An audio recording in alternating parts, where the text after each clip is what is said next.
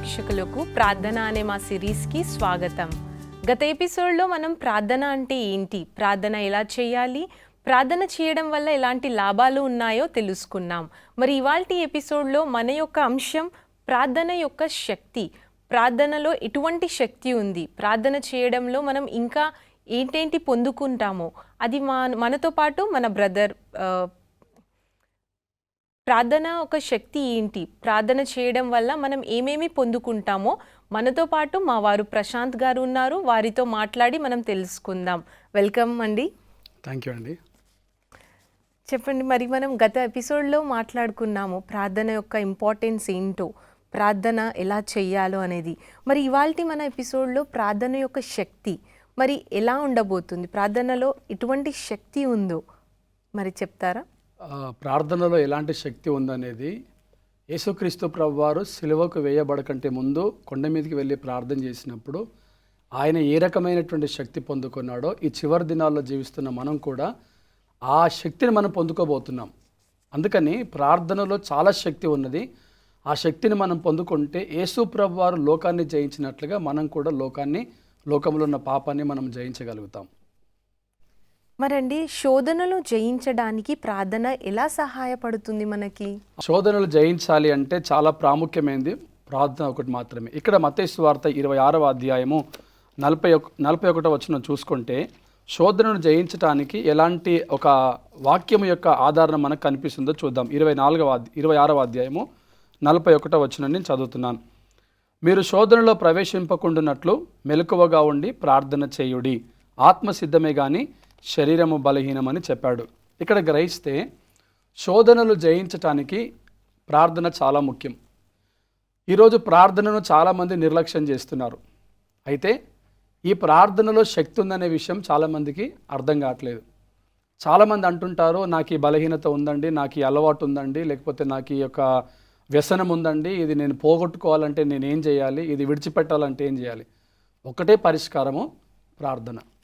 అందుకని శోధనలో ప్రవేశింపకుండా ఉండునట్లు, అంటే శోధనలో పడిపోకుండా మనం ఉండాలి అంటే, ఆ శోధనను మనము జయించాలి అంటే దానికి ఒకటే పరిష్కారం ప్రభువారు స్పష్టంగా చూపిస్తున్నారు.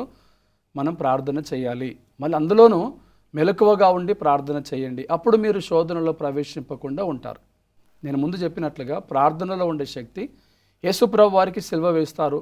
ఇంకా ఆయన చనిపోవడానికి దగ్గరికి వచ్చాడు. ఆ టైంలో యేసుప్రభు వారి శిష్యుల్ని వదిలిపెట్టి ఇంకొంచెం ముందుకు వెళ్ళిపోయి ప్రార్థనలో ఉండి, తండ్రి నీ చిత్తమైతే ఈ గిన్నెను నా యొద్ద నుంచి తొలగించుము, అయినను నా చిత్తము కాదు నీ చిత్తమే జరగాలని అన్నాడు ఆయన. అంటే ఆయన శోధనను జయించటానికి సిద్ధంగానే ఉన్నాడు. కానీ ఎక్కడో ఒక దగ్గర మానవ రూపంలో ఉన్న కారణాన్ని బట్టి దేవుడి దగ్గర శక్తిని పొందుకోవటానికి, ఆ శోధనను జయించడానికి ఏం చేశాడు? ఆయన ప్రార్థన చేశాడు. కనుక ప్రార్థన చేయడం వలన ఆయనకు శక్తి వచ్చింది. ఆయన శోధనలో నుంచి తప్పించబడ్డాడు. శోధనను జయించాలి అంటే ఒకటే ఒక ఆధారము, ప్రార్థన. ప్రార్థన చేసినప్పుడు మనము శోధనను జయిస్తాము. ఓకే, మరి ప్రార్థన యొక్క శక్తి గురించి బైబిల్ ఏం చెప్తుంది? ప్రార్థన యొక్క శక్తి గురించి మనం బైబిల్ ఏం చెప్తుందో చూసినట్లయితే ఇక్కడ యాకోబు పత్రిక 5వ అధ్యాయము 14 నుంచి 16 వచనాల వరకు మనం చూసినట్లయితే ప్రార్థన యొక్క శక్తి గురించి బైబిల్ చెప్తుంది. మొదటిది, మీలో ఎవడైనా రోగి అయి ఉన్నాడా? అయితే అతను ఏం చేయాలా? సంఘ పెద్దలను పిలువనంపించండి. సంఘ పెద్దలను పిలువనంపించినప్పుడు వారు వచ్చి ఈ రోగి కొరకు ప్రార్థన చేస్తారు. ఒకవేళ ఆ రోగి పాపములు చేసిన వాడైతే, తన పాపాలు ఒప్పుకున్నట్లయితే అతను పాపక్షమాపణ పొందుకుంటాడు, రోగానికి స్వస్థతను కూడా పొందుకుంటాడు. తర్వాత మనం ఫిలిపిలకు రాసిన పత్రిక 4వ అధ్యాయము 6-7 వచనాలు చూస్తే, మీరు దేనిని గూర్చి చింతింపకండి, మీ చింత యావత్తు కూడా మీరు ప్రార్థన విజ్ఞాపనల ద్వారా, అంటే ఏ విషయంలో అయితే మనం బాధపడుతున్నామో, ఏ విషయంలో అయితే మనము దుఃఖంతో ఉన్నామో ఆ విషయాలన్నీ కూడా ప్రార్థన ద్వారా, అంటే ప్రభువా నేను ఈ విషయంలో బాధపడుతున్నాను, ఈ విషయంలో చింతిస్తున్నాను అని దేవుడి దగ్గరికి తీసుకొని వచ్చినప్పుడు ఆ చింతను తీసివేస్తాడు ఆయన. మొదట్లో రోగాన్ని స్వస్థపరుస్తున్నాడు, ఇక్కడ చింతను తీసివేస్తున్నాడు. తర్వాత కీర్తనల గ్రంథము 107వ అధ్యాయము 28-30 వచనాలు చూసుకుంటే, వారు తమ కష్టకాలమందు యెహోవాకు మొరపెట్టగా ఆయన వారి కష్టముల నుండి వారిని విడిపిస్తాడు. అంటే ఇక్కడ మూడవ శక్తి చూడండి, కష్టకాలంలో ఉన్నప్పుడు ఆ కష్టంలో నుంచి విడిపించే శక్తి కూడా దేవుడు ప్రార్థన ద్వారా మనకి ఇస్తున్నాడు. 4వ విషయాన్ని గ్రహిస్తే యోహాను సువార్త 14వ అధ్యాయము 13-14 వచనంలో, మరియు తండ్రి కుమారుని యందు మహిమపరచబడుటకై మీరు నా నామమున ఏమి అడిగినను నేను చేస్తును. నా నామమున మీరు ఏమడిగినను నేను చేస్తాను అని చెప్తున్నాడు ఆయన. ఆయన నామంలో అంటే దేవుని నామం మహింపరచబడినట్లుగా యేసుక్రీస్తు నామంలో మనం ఏమైతే అడుగుతామో ఆయన మహిమార్థమై మనం అడిగినవన్నీ ఆయన ఇస్తానంటున్నాడు. 5వది, మీరు నమ్మితే అద్భుత కార్యాలు చూస్తారన్నాడు. మత్తయి సువార్త 21వ అధ్యాయం 22వ వచనంలో మీరు నమ్మితే ప్రార్థనలో మీరు అడిగింది మీకు లభిస్తుంది. అంటే మనం దేవుణ్ణి అడుగుతున్నప్పుడు మనం నమ్మి ఆ విషయాలన్నీ కూడా ప్రభు దగ్గర తీసుకొని రావాలి. 6వ విషయం చూస్తే మత్తయి సువార్త 7వ అధ్యాయం 7వ వచనంలో మనందరికీ తెలుసు, అడుగుడి మీకు ఇయ్యబడును, వెతుకుడి మీకు దొరుకును, తట్టుడి మీకు తీయబడును. అట్లాగా మనం ఏవైతే అడుగుతామో అవన్నీ దేవుడు మనకి ఇస్తాను అని ఆయన ధైర్యం ఇస్తున్నాడు. ఆ శక్తిని మనం పొందుకుంటాము. ఆఖరి 7వ మాట, అందుచేత మీరు ప్రార్థన చేసినప్పుడు మీరు ఏవైతే అడుగుతున్నారో అవన్నీ కూడా మేము పొందుకుంటామని నమ్మాలి. మార్కు సువార్త 11వ అధ్యాయము 24వ వచనంలో ప్రార్థనలో మనం ఏం అడిగినా కానీ ఆయన మనకి ఇస్తాడనే నమ్మకం మనకు కలిగి ఉండాలి. ఆ నమ్మకాన్ని బట్టి మనం ప్రభు దగ్గరికి వచ్చి అడిగినప్పుడు ఖచ్చితంగా ఆ ప్రార్థనలో మనకు కావాల్సిన శక్తి అంత, అంటే రోగాల నుండి విడిపిస్తాడు, స్వస్థతను కలుగచేస్తాడు, చింతలో నుంచి మనల్ని బయటికి తీసుకొని వస్తాడు, ఆ చింతను తీసివేస్తాడు, తర్వాత బాధల్లో ఉన్నట్లయితే కష్టకాలంలో నుంచి ఆ కష్టం నుంచి విడిపిస్తాడు. రకరకాలైనటువంటి అద్భుతాలు మన జీవితంలో చేసి ఆ శక్తిని మనకు ఆయన అనుగ్రహింపచేస్తాడు. అవునండి, మరి చాలా చక్కగా చెప్పారు. ప్రార్థన జీవితం కోసం కొన్ని శక్తివంతమైన బైబిల్ వాక్యాలు మీరు చెప్తారా? ఆ ప్రార్థన జీవితం కలిగి ఉండటానికి శక్తివంతమైనటువంటి బైబిల్ వాక్యాలు అంటే ముందుగా కీర్తనల గ్రంథము 3వ అధ్యాయము 5వ వచనం చూస్తే, ప్రశాంతమైన నిద్ర అంటే మనం రాత్రిలో పడుకునేటప్పుడు కుటుంబాలుగా కూడుకొని నేను పడుకొని నిద్రపోతాను, నేను మళ్ళీ మేల్కొంటాను, ఎందుకంటే ప్రభు నన్ను ఆదుకుంటాడు అంటే కీర్తనల గ్రంథం 3వ అధ్యాయం 5వ వచనంలో మనము పడకల మీదకి వెళ్ళేటప్పుడు ఈ రాత్రంతా కూడా సుఖమైనటువంటి నిద్ర, రేపు తిరిగి నేను లేస్తాను, నేను తిరిగి మళ్ళీ నా దినాన్ని నేను చూస్తాను, నా ఆయుష్కాలం పొడిగించబడుతుంది అనే శుభప్రదమైనటువంటి నిరీక్షణ, ఆ బైబిల్ వచనము శక్తివంతమైనటువంటి ప్రార్థన, ఒక నిరీక్షణకరమైనటువంటి ప్రార్థన ఇక్కడ మనం కీర్తనల గ్రంథంలో మనం చూస్తుంటాం. కీర్తనలు 19వ అధ్యాయం 14వ వచనంలో చూస్తే, ప్రతికూల ఆలోచనలు మరియు బాధ కలిగించే మాటల నుండి మనల్ని మనం రక్షించుకోవడానికి ప్రభు దగ్గర ప్రార్థన చేస్తాం. దావీదు ఏమంటున్నాడు, నా ఆశ్రయదుర్గమా, నా విమోచకుడా, నా నోటి మాటలు మరియు నా హృదయ ధ్యానము నీ దృష్టికి అంగీకారముగా ఉండునుగాక అని ప్రార్థన చేస్తాడు ఆయన. తర్వాత కీర్తనలు 25:4వ వచనంలో మార్గదర్శకత్వం కోసం ప్రార్థన చేస్తున్నాడు. ఏమని, ప్రభువా నీ మార్గములు నాకు తెలియచేయము, నీ త్రోవలు నాకు బోధించుము అని అంటున్నాడు. సరే అండి, మరి ఇక్కడ మనం ఒక చిన్న బ్రేక్ తీసుకుందాం. చిన్న బ్రేక్ తర్వాత మళ్ళీ కలుసుకుందాం.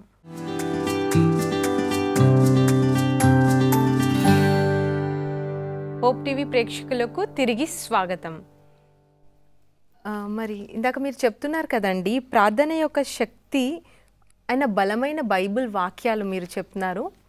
అవునండి, ఇందులో ఒకటి, భయం నుండి మనల్ని మనం రక్షించుకోవడానికి ప్రార్థన చేస్తాం. ఏంటి భయం అంటే, దావీదు ఒక మాట అంటాడు ఇక్కడ కీర్తనల గ్రంథం 27:1లో, ప్రభువా నాకు వెలుగును రక్షణయ్య ఉన్నాడు, నేను ఎవరికి భయపడాలి, ప్రభు నా జీవితానికి కోట, నేను ఎవరికి భయపడాలి అంటాడు. అంటే ఒక నిరీక్షణ, భయం నుంచి తప్పించుకోవటానికి, ఆయన భయంలో నుంచి బయటికి రావడానికి ఒక నిరీక్షణ కలిగినటువంటి ప్రార్థన. ప్రభువు నాకు వెలుగును రక్షణ అయి ఉన్నాడు, నేను ఎవరికి భయపడాలి, ఇంకా నా జీవితానికి ఆయన కోట, నేను ఎవరికి భయపడాల్సిన అవసరం లేదని ఒక చక్కటి శక్తిని మనకు ఆయన ప్రార్థన, అంటే మనం భయపడ్డప్పుడు దేవుడి దగ్గరికి వచ్చి ప్రార్థన చేస్తూ ఉంటే ఈ నిరీక్షణ మన జీవితంలో కలగాలి. తర్వాత ఈ కీర్తనల గ్రంథం 34వ అధ్యాయము 17-18 వచనాల్లో విరిగిన హృదయాన్ని బాగు చేయగలిగినటువంటి ప్రార్థనా శక్తి ఏంటంటే, నీతిమంతులు మొరపెట్టగా ప్రభు వారి మొరను ఆలకిస్తాడు. అంటే విరిగి నలిగిన హృదయాన్ని కూడా ఆయన హక్కున చేర్చుకుంటాడు, విరిగిన హృదయాన్ని తిరిగి బలపరచగలుగుతాడు. ఆ శక్తి మనం ప్రార్థనలో పొందుకుంటాం. అందుకే దావీదు అంటాడు, ప్రభువా నీతిమంతులు ప్రార్థన చేసినప్పుడు వారి ప్రార్థన నీవు అంగీకరిస్తావనే శక్తిని చూపిస్తున్నాడు. తర్వాత దయ కోసం, దేవుని దగ్గర మనం దయ కోసం ప్రార్థన చేస్తాం. కీర్తనలు 51:1-2 వచనాలు ఈ విధంగా రాయబడ్డాయి. దేవా నీ అపారమైన ప్రేమను బట్టి నన్ను కరుణింపుము, నీ గొప్ప వాత్సల్యము చొప్పున నా అతిక్రమములను తుడిచివేయము, నా దోషములన్నిటినీ కడిగివేయము, నా పాపముల నుండి నన్ను పవిత్రపరచుము అంటున్నాడు. అంటే దేవుడి దగ్గర దయను కోరుకుంటున్నాడు. ఆయన పాపం చేశాడు కాబట్టి పాపక్షమాపణ కొరకు దేవుడి దగ్గర ప్రార్థన చేస్తున్నాడు. అందుకని దేవుని యొక్క దయను ఆయన సంపాదించడానికి ప్రార్థన చేసి దేవుని యొక్క దయను పొందుకున్నాడు. ఇది ప్రార్థన శక్తి.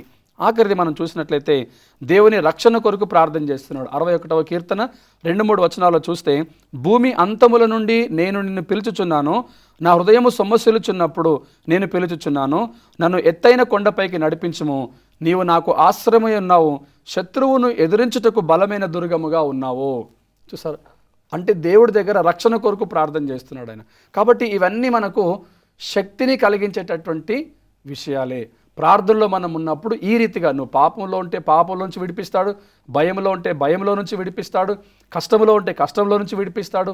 ఈ రకంగా ఈ యొక్క శక్తిని మనం పొందుకోగలుగుతాం. ఈ శక్తిని పొందుకోవటానికి కేవలము ప్రార్థన ఒకటి మాత్రమే మనకు అవకాశం ఉన్నది. అవునండి. మరి మన ప్రార్థన జీవితం ఎలా బలపరుచుకోవాలి? మన ప్రార్థన జీవితం మనం ఎలా బలపరుచుకోవాలి? అవునండి, బలమైన ప్రార్థన జీవితాన్ని నిర్మిస్తుంది. మనం ప్రార్థనా జీవితాన్ని బలపరుచుకోవాలి అంటే ప్రతిరోజు మనము ప్రార్థనలో నిలబడాలి, ప్రతిరోజు మనం ప్రార్థనలో ముందుకు సాగాలి. అంటే ఒకరోజు ప్రార్థించాము, ఇంకొక రోజు ప్రార్థన ఆపేసాము, ఆ తర్వాత మళ్ళీ ఇంకొక రోజు ప్రార్థన చేసి మళ్ళీ ఇంకొక రోజుకి ఆపేసాము అంటే ఇలాంటి గ్యాప్ ఉండకూడదు ప్రార్థనలో. ప్రతిరోజు మనము రెగ్యులర్గా దేవుడితో, ఒక ఉదాహరణకి ఇప్పుడు మీరు మీ భర్తతో ఎన్ని రోజులుగా మాట్లాడకుండా ఉంటారు అంటే, ఒకరోజు, 2 రోజులు, 3 రోజులు, అంటే మాట్లాడకపోవటాన్ని బట్టి బంధం ఏమైపోతుంది? బలహీనమైపోతుంది. అట్లాగనే ప్రార్థనలో మీరు దేవుడితో మాట్లాడకపోవటాన్ని బట్టి ఏమైపోతుంది? ఆ ప్రార్థన బంధం అనేది బలహీనమైపోతుంది. అట్లాగనే ప్రార్థన బలపరుచుకోవాలంటే ప్రతిరోజు దేవుడితో మాట్లాడాలి. నేను ఇంతకు ముందు కూడా చెప్పాను, మనం కారు నడిపిస్తున్నప్పుడు కూడా దేవునితో సంబంధం కలిగి ఉండాలి. అంటే మీరు అనుకోవచ్చు మళ్ళీ, అదేంటండి కారు నడిపించేటప్పుడు కళ్ళు మూసుకొని ప్రార్థన చేయాలా మనము, లేకపోతే కళ్ళు మూసుకొని డ్రైవింగ్ చేయాలని కాదు. అంటే మనం దేవుడితో సంభాషించగలగాలి. సాధారణంగా మనము గుంపులో 2-3 కలిసి మనం డ్రైవింగ్ చేసుకుంటూ వెళ్తున్నప్పుడు దేవుడితో మాట్లాడడము జరగదు, కుదరదు కూడా. కానీ మన ధ్యానము ఆయనతో సంబంధం కలిగి ఉండేటట్లుగా మనం ప్రతిరోజు దేవుడితో మాట్లాడడం ద్వారా, ప్రతిరోజు ప్రతి క్షణము దేవుడితో మాట్లాడడం ద్వారా ప్రార్థనలో మనం బలపరచబడగలుగుతాము, ప్రార్థనలో మనం బలంగా ఉండగలుగుతాము. అంతేగాని ఎప్పుడో మనకు గుర్తుకొచ్చినప్పుడు ప్రార్థన చేసుకున్నాము, గుర్తుకు రానప్పుడు మనం ప్రార్థన చేసుకోలేము అంటే ఖచ్చితంగా మనం ప్రార్థనలో బలపడేదానికి అవకాశము ఉండదు. కరెక్ట్ అండి.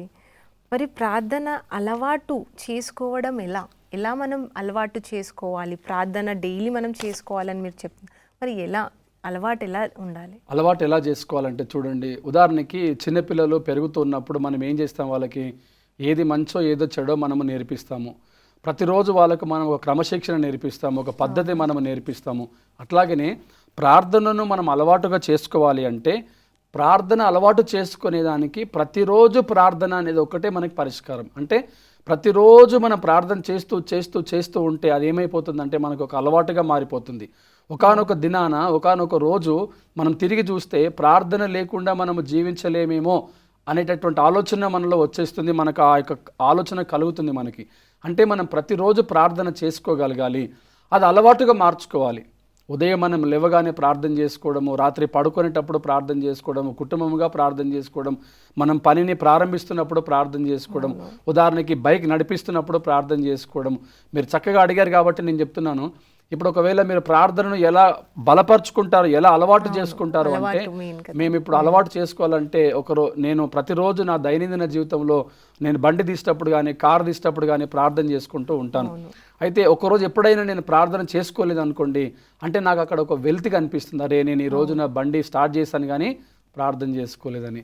మీరు గమనించే ఉంటారు, నేను ఎప్పుడైనా కారు నడిపిస్తున్నప్పుడు ప్రార్థన చేసుకునే కారు డ్రైవ్ చేస్తాను. అయితే నేను అట్లాగా కారు డ్రైవ్ చేసేటప్పుడు ప్రార్థన చేసుకోకపోతే నాకు అనిపిస్తుంది, అయ్యో నేను ఈరోజు ప్రార్థన చేయకుండానే కారు తీశాను అంటే అదొకటి అలవాటుగా మనకి మిగిలిపోయింది అనమాట. ఉదాహరణకి ఎవరైనా మనకు టీ తాగడానికి టీ ఇచ్చారు అనుకోండి, ఒక చిన్న ప్రేయర్ చేసి మనం టీ తాగడం, అది అట్లా అలవాటుగా మారిపోతే ఒక రోజు మనకు అది లేకుండా మనం ఉండలేము. కాబట్టి మనం చేస్తూ చేస్తూ పోతా ఉంటే మనకు అది అలవాటుగా మారిపోతుంది. మనకు ఒక సామెత ఉంది, తినగా తినగా వేము తీయగా ఉండును అంటారు. అంటే వేపాకు తీయగా ఉంటుంది అంటారు. అట్లాగనే ప్రార్థన మనము చేసుకుంటూ వెళ్ళిపోతే ఖచ్చితంగా మనం ప్రార్థనను అలవాటు చేసుకోగలుగుతాం. మనము చేస్తూ మర్చిపోవటం, మళ్ళీ తిరిగి చేస్తూ మర్చిపోవటం లాగా మనం కొనసాగిస్తే కనుక అది మనకు అలవాటు అవ్వదు. ఇంకా ప్రతిరోజు మన జీవితంలో కంటిన్యూగా జరిగే ప్రాసెస్గా ఉండాలి. అప్పుడే మనకి ప్రార్థన అనేది అలవాటు అవుతుంది. చాలా చక్కగా చెప్పారండి. నేను చూస్తుంటాను, మీరు ప్రతిసారి కార్ డ్రైవింగ్ కానీ బైక్ తీసిన ప్రతిసారి కానీ మీరు చిన్నగా క్లోజ్ చేసుకొని ఒక 10 సెకండ్ 20 సెకండ్స్కి మీరు ప్రే చేసుకుంటూ ఉంటారు. అవును, నేను చాలాసార్లు చూశాను. మరి ఇప్పుడు ఇక్కడ ఒక చిన్న బ్రేక్ తీసుకుందాం. చిన్న బ్రేక్ తర్వాత మళ్ళీ ఈ ప్రోగ్రామ్ని మనం కంటిన్యూ చేద్దాం.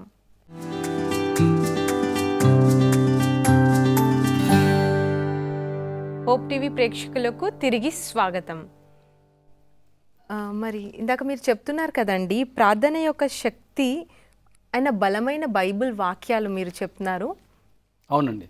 ఇందులో ఒకటి, భయం నుండి మనల్ని మనం రక్షించుకోవడానికి ప్రార్థన చేస్తాం. ఏంటి భయం అంటే, దావీదు ఒక మాట అంటాడు ఇక్కడ కీర్తనల గ్రంథం 27:1లో, ప్రభువా నాకు వెలుగును రక్షణయ్య ఉన్నాడు, నేను ఎవరికి భయపడాలి, ప్రభువు నా జీవితానికి కోట, నేను ఎవరికి భయపడాలి అంటాడు. అంటే ఒక నిరీక్షణ, భయం నుంచి తప్పించుకోవటానికి, ఆయన భయంలో నుంచి బయటికి రావడానికి ఒక నిరీక్షణ కలిగినటువంటి ప్రార్థన. ప్రభువు నాకు వెలుగును రక్షణ అయి ఉన్నాడు, నేను ఎవరికి భయపడాలి, ఇంకా నా జీవితానికి ఆయన కోట, నేను ఎవరికి భయపడాల్సిన అవసరం లేదని ఒక చక్కటి శక్తిని మనకు ఆయన ప్రార్థన, అంటే మనం భయపడ్డప్పుడు దేవుడి దగ్గరికి వచ్చి ప్రార్థన చేస్తూ ఉంటే ఈ నిరీక్షణ మన జీవితంలో కలగాలి. తర్వాత ఈ కీర్తనల గ్రంథం 34వ అధ్యాయము 17-18 వచనాల్లో విరిగిన హృదయాన్ని బాగు చేయగలిగినటువంటి ప్రార్థనా శక్తి ఏంటంటే, నీతిమంతులు మొరపెట్టగా ప్రభువు వారి మొరను ఆలకిస్తాడు. అంటే విరిగి నలిగిన హృదయాన్ని కూడా ఆయన హక్కున చేర్చుకుంటాడు, విరిగిన హృదయాన్ని తిరిగి బలపరచగలుగుతాడు. ఆ శక్తి మనం ప్రార్థనలో పొందుకుంటాం. అందుకే దావీదు అంటాడు,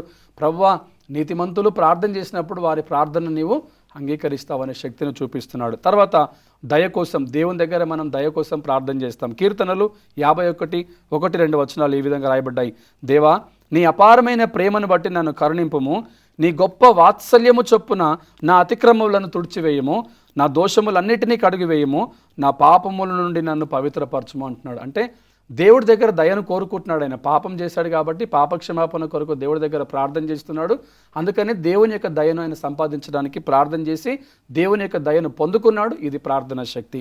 ఆఖరిది మనం చూసినట్లయితే దేవుని రక్షణ కొరకు ప్రార్థన చేస్తున్నాడు. 61వ కీర్తన 2-3 వచనాల్లో చూస్తే, భూమి అంతముల నుండి నేను నిన్ను పిలుచుచున్నాను, నా హృదయము సొమ్మసిల్లుచున్నప్పుడు నేను పిలుచుచున్నాను, నన్ను ఎత్తైన కొండపైకి నడిపించుము, నీవు నాకు ఆశ్రయమై ఉన్నావు, శత్రువును ఎదిరించుటకు బలమైన దుర్గముగా ఉన్నావు. చూసారు, అంటే దేవుడి దగ్గర రక్షణ కొరకు ప్రార్థన చేస్తున్నాడు ఆయన. కాబట్టి ఇవన్నీ మనకు శక్తిని కలిగించేటటువంటి విషయాలే. ప్రార్థనలో మనం ఉన్నప్పుడు ఈ రీతిగా, నువ్వు పాపంలో ఉంటే పాపంలో నుంచి విడిపిస్తాడు, భయంలో ఉంటే భయంలో నుంచి విడిపిస్తాడు, కష్టంలో ఉంటే కష్టంలో నుంచి విడిపిస్తాడు. ఈ రకంగా ఈ యొక్క శక్తిని మనం పొందుకోగలుగుతాం. ఈ శక్తిని పొందుకోవటానికి కేవలము ప్రార్థన ఒకటి మాత్రమే మనకు అవకాశం ఉన్నది. అవునండి. మరి మన ప్రార్థన జీవితం ఎలా బలపరుచుకోవాలి? మన ప్రార్థన జీవితం మనం ఎలా బలపరుచుకోవాలి? అవునండి, బలమైన ప్రార్థన జీవితాన్ని నిర్మిస్తుంది. మనం ప్రార్థనా జీవితాన్ని బలపరుచుకోవాలి అంటే ప్రతిరోజు మనము ప్రార్థనలో నిలబడాలి, ప్రతిరోజు మనం ప్రార్థనలో ముందుకు సాగాలి. అంటే ఒకరోజు ప్రార్థించాము, ఇంకొక రోజు ప్రార్థన ఆపేసాము, ఆ తర్వాత మళ్ళీ ఇంకొక రోజు ప్రార్థన చేసి మళ్ళీ ఇంకొక రోజుకి ఆపేసాము. అంటే ఇలాంటి గ్యాప్ ఉండకూడదు ప్రార్థనలో. ప్రతిరోజు మనము రెగ్యులర్గా దేవుడితో, ఒక ఉదాహరణకి ఇప్పుడు మీరు మీ భర్తతో ఎన్ని రోజులుగా మాట్లాడకుండా ఉంటారు అంటే, ఒకరోజు, 2 రోజులు, 3 రోజులు, అంటే మాట్లాడకపోవటాన్ని బట్టి బంధం ఏమైపోతుంది? బలహీనమైపోతుంది. అట్లాగనే ప్రార్థనలో మీరు దేవుడితో మాట్లాడకపోవటాన్ని బట్టి ఏమైపోతుంది? ఆ ప్రార్థన బంధం అనేది బలహీనమైపోతుంది. అట్లాగనే ప్రార్థన బలపరుచుకోవాలంటే ప్రతిరోజు దేవుడితో మాట్లాడాలి. నేను ఇంతకుముందు కూడా చెప్పాను, మనం కారు నడిపిస్తున్నప్పుడు కూడా దేవునితో సంబంధం కలిగి ఉండాలి. అంటే మీరు అనుకోవచ్చు మళ్ళీ, అదేంటండి కారు నడిపించేటప్పుడు కళ్ళు మూసుకొని ప్రార్థన చేయాలా మనము, లేకపోతే కళ్ళు మూసుకొని డ్రైవింగ్ చేయాలని కాదు. అంటే మనం దేవుడితో సంభాషించగలగాలి. సాధారణంగా మనము గుంపులో 2-3 కలిసి మనం డ్రైవింగ్ చేసుకుంటూ వెళ్తున్నప్పుడు దేవుడితో మాట్లాడడము జరగదు, కుదరదు కూడా. కానీ మన ధ్యానము ఆయనతో సంబంధం కలిగి ఉండేటట్లుగా మనం ప్రతిరోజు దేవుడితో మాట్లాడడం ద్వారా, ప్రతిరోజు ప్రతి క్షణము దేవుడితో మాట్లాడడం ద్వారా ప్రార్థనలో మనం బలపరచబడగలుగుతాము, ప్రార్థనలో మనం బలంగా ఉండగలుగుతాము. అంతేగాని ఎప్పుడో మనకు గుర్తుకొచ్చినప్పుడు ప్రార్థన చేసుకున్నాము, గుర్తుకు రానప్పుడు మనం ప్రార్థన చేసుకోలేము అంటే ఖచ్చితంగా మనం ప్రార్థనలో బలపడేదానికి అవకాశము ఉండదు. కరెక్ట్ అండి. మరి ప్రార్థన అలవాటు చేసుకోవడం ఎలా మనం అలవాటు చేసుకోవాలి? ప్రార్థన డైలీ మనం చేసుకోవాలని మీరు చెప్తున్నారు, మరి అలవాటు ఎలా ఉండాలి? అలవాటు ఎలా చేసుకోవాలంటే చూడండి, ఉదాహరణకి చిన్నపిల్లలు పెరుగుతున్నప్పుడు మనం ఏం చేస్తాం, వాళ్ళకి ఏది మంచో ఏదో చెడో మనము నేర్పిస్తాము. ప్రతిరోజు వాళ్ళకు మనం ఒక క్రమశిక్షణ నేర్పిస్తాము, ఒక పద్ధతి మనము నేర్పిస్తాము. అట్లాగనే ప్రార్థనను మనం అలవాటుగా చేసుకోవాలి అంటే, ప్రార్థన అలవాటు చేసుకునేదానికి ప్రతిరోజు ప్రార్థన అనేది ఒకటే మనకి పరిష్కారం. అంటే ప్రతిరోజు మనం ప్రార్థన చేస్తూ చేస్తూ చేస్తూ ఉంటే అది ఏమైపోతుందంటే మనకు ఒక అలవాటుగా మారిపోతుంది. ఒకానొక దినాన ఒకానొక రోజు మనం తిరిగి చూస్తే ప్రార్థన లేకుండా మనము జీవించలేమేమో అనేటటువంటి ఆలోచన మనలో వచ్చేస్తుంది. మనకు ఆ యొక్క ఆలోచన కలుగుతుంది మనకి. అంటే మనం ప్రతిరోజు ప్రార్థన చేసుకోగలగాలి, అది అలవాటుగా మార్చుకోవాలి. ఉదయం మనం లేవగానే ప్రార్థన చేసుకోవడము, రాత్రి పడుకునేటప్పుడు ప్రార్థన చేసుకోవడము, కుటుంబంగా ప్రార్థన చేసుకోవడం, మనం పనిని ప్రారంభిస్తున్నప్పుడు ప్రార్థన చేసుకోవడం, ఉదాహరణకి బైక్ నడిపిస్తున్నప్పుడు ప్రార్థన చేసుకోవడం. మీరు చక్కగా అడిగారు కాబట్టి నేను చెప్తున్నాను. ఇప్పుడు ఒకవేళ మీరు ప్రార్థనను ఎలా బలపరుచుకుంటారు, ఎలా అలవాటు చేసుకుంటారు అంటే, మేము ఇప్పుడు అలవాటు చేసుకోవాలంటే నేను ప్రతిరోజు నా దైనందిన జీవితంలో నేను బండి తీసేటప్పుడు కానీ కారు తీసేటప్పుడు కానీ ప్రార్థన చేసుకుంటూ ఉంటాను. అయితే ఒకరోజు ఎప్పుడైనా నేను ప్రార్థన చేసుకోలేదు అనుకోండి, అంటే నాకు అక్కడ ఒక వెల్త్ కనిపిస్తుంది. అరే నేను ఈ రోజు నా బండి స్టార్ట్ చేశాను కానీ ప్రార్థన చేసుకోలేదని.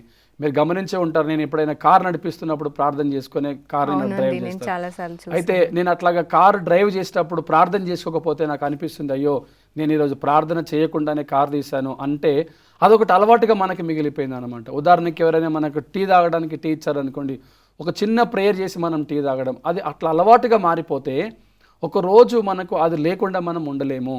కాబట్టి మనం చేస్తూ చేస్తూ పోతా ఉంటే మనకు అది అలవాటుగా మారిపోతుంది. మనకు ఒక సామెత ఉంది, తినగా తినగా వేము తీయగా ఉండును అంటారు. అంటే వేపాకు తీయగా ఉంటుంది అంటారు.